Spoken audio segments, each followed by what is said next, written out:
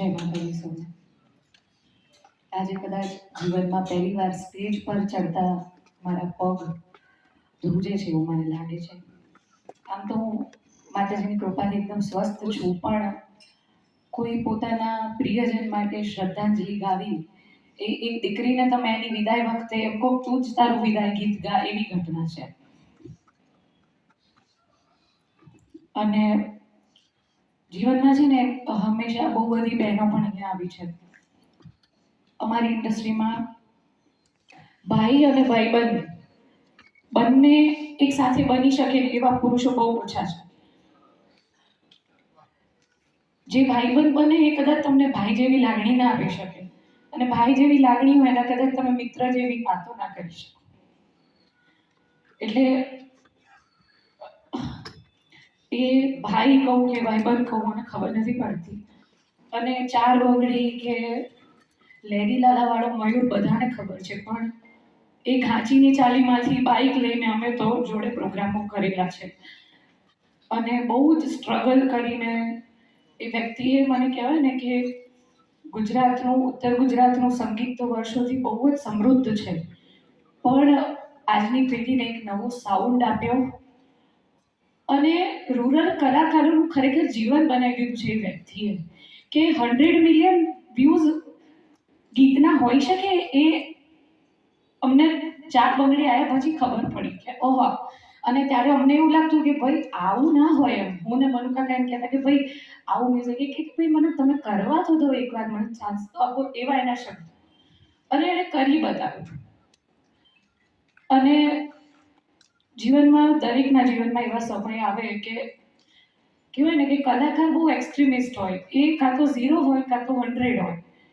એને વચ્ચે વાળું નથી આવડતું. એવો જ એક માણસ હતો કે એના જીવનમાં મને તો એવું લાગે કે એને કદાચ ભગવાન જોડે જઈને વચ્ચે પાછા લઈ આવ્યા, કારણ કે એની તબિયત એટલી ખરાબ હતી વચ્ચે. તો આપણને એવું લાગતું કે ભાઈ, પણ એણે સંગીતનો સાથ કોઈ દિવસ નથી છોડ્યો. અમે મનુ કાકાને અમે બધા બાઇકમાં અને બસોમાં જોડે બહુ રેકોર્ડિંગ કર્યા, અને પછી એનું એક સપનાનો એક માળો બનાવ્યો જેનું નામ હતું શિવધારા.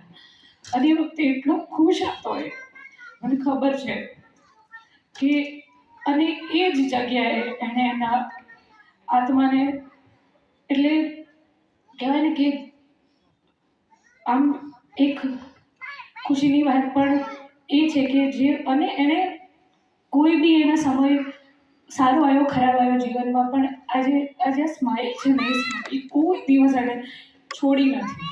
હંમેશા એણે કોઈ બધાનું કાંઈ પણ હોય, કોઈ પણ કલાકારની કિંજલ દવે આવે તો એના માટે એ છે, અને કોઈ નવો કલાકાર ગામમાંથી આવે તો એના માટે એ જ છે. બધાને સરખી રીતે રાખીને હંમેશા એણે કામ કર્યું.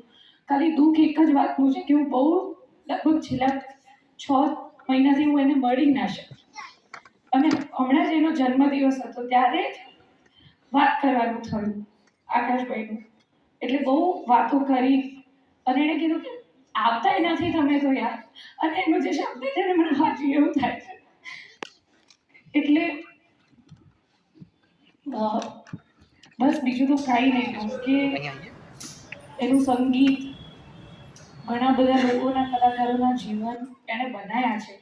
અને કિંજલ દવે તો કદાચ છે તો એ 90% કે 70% મયુરના લીધે છે. એવું કહીશ કે મારું કરિયર હું જ્યાં સુધી ગાઈશ ત્યાં સુધી, એટલે એનો હંમેશા એક કહેવાય ને કે કોઈ પણ જેમ વ્યક્તિઓનો હિસ્સો હોય તમારા જીવનમાં આગળ વધવા માટે, એમ હંમેશા રહેશે. અને બસ હું એટલું જ કહીશ કે આનંદભાઈ એ પણ રામ લક્ષ્મણની જે આ જોડી હતી, ખરેખર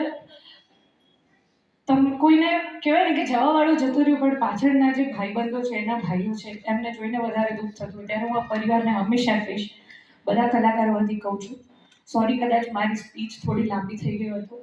પછી પણ આ પરિવાર આનંદ એ અમારો ભાઈ છે, મયુર એ અમારો ભાઈ છે, હતો અને રહેશે. એટલે તમને કોઈ દિવસ એવું ના લગાડતા કે ક્યારેય પણ અમે તમારી સેવા માટે હંમેશા હાજર રહીશું.